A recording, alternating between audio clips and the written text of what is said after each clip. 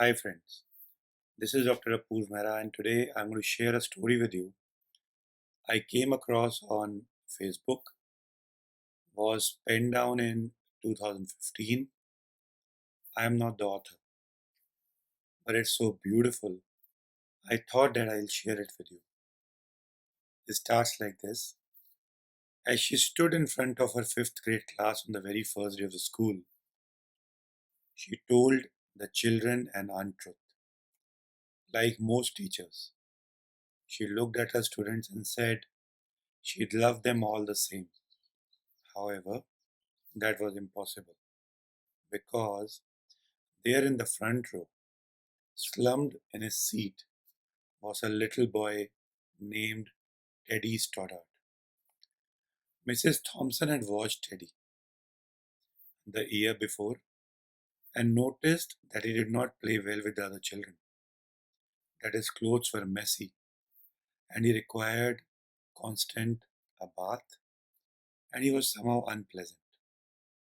It got to the point where Mrs. Thompson would actually take delight in marking his papers with a broad red pen, making bold cross and putting a big F at the top of his papers.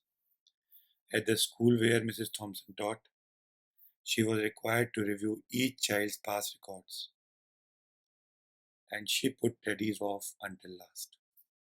However, when she reviewed his file, she was in for a surprise. First grade teacher of Teddy wrote, Teddy is a bright child with a ready laugh. He does his work neatly and is well mannered.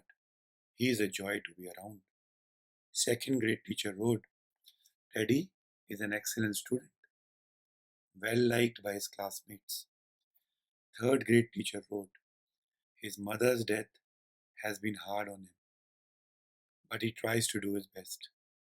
But his father doesn't show much keen interest in him. Fourth grade teacher wrote, Teddy is withdrawn and does not show much interest in the school. He does not have many friends and sometimes sleeps in the class. By now, Mrs. Thompson realized the problem and she was ashamed of herself. She felt even worse when her students brought her Christmas presents, wrapped in beautiful ribbons and bright papers. Except for Teddy's. His present was clumsily wrapped in a heavy brown paper that he got from a grocery bag. Mrs. Thompson took pains to open it in the middle of the other presents. Some of the children started to laugh when she found a rhinestone bracelet with some missing stones and a bottle that was 1/4 full of perfume. But she stifled the children's laughter when she exclaimed how pretty the bracelet was, putting it on and dabbing some of the perfume on her wrist. Teddy Stoddard stayed after school that day just long enough to say, Mrs. Thompson, today you smelled just like my mom.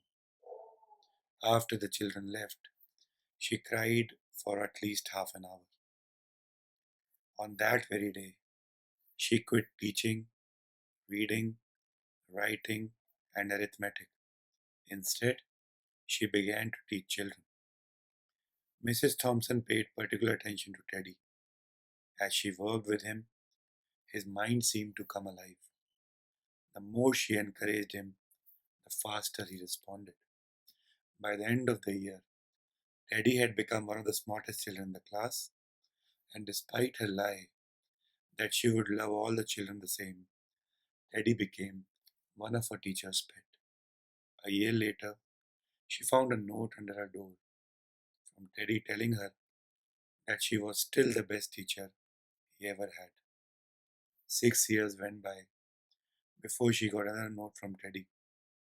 He wrote he had finished the high school, third in the class, and she was still the best teacher he ever had in his life. 4 years after that, she got another letter saying that while things had been tough at times, he had stayed in school had stuck with it and would soon graduate from college with the highest of honors. He assured Mrs. Thompson that she was still the best and the favorite teacher he ever had. 4 more years passed, and one more letter came. This time he explained he got his bachelor's degree. He decided to go a little further. The letter explained that she is just the superb, but now his name was a little longer.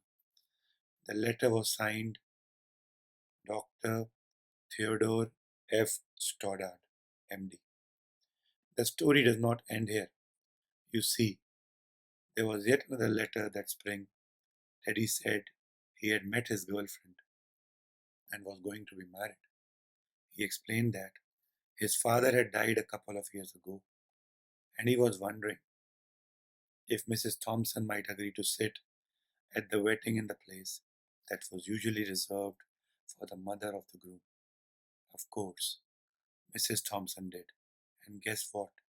She wore that bracelet, one of the several rhinestones missing.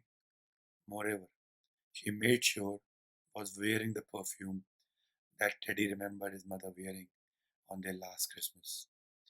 They hugged each other, and Dr. Stoddard whispered in Mrs. Thompson's ear, "Thank you for believing in me. Thank you so much, making me feel important and showing me that I could make a difference." Mrs. Thompson, with tears in her eyes, whispered back, "Teddy, you have it all wrong. You were the one who taught me that I could make a difference. I didn't know how to teach until I met you. For you that don't know, Teddy Stoddard is the doctor at Iowa Methodist Hospital in Des Moines that has the Stoddard Cancer Wing.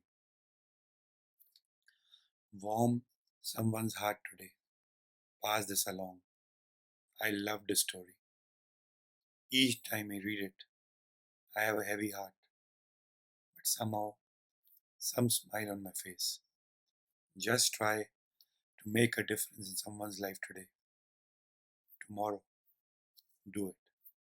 Random acts of kindness. That's what they call it. Believe in angels, then return the favor. Believe in angels, and then return the favor. Thank you, the author of the story. You have conveyed humanity, role of a teacher, responsibility of a student through this. Thank you very much.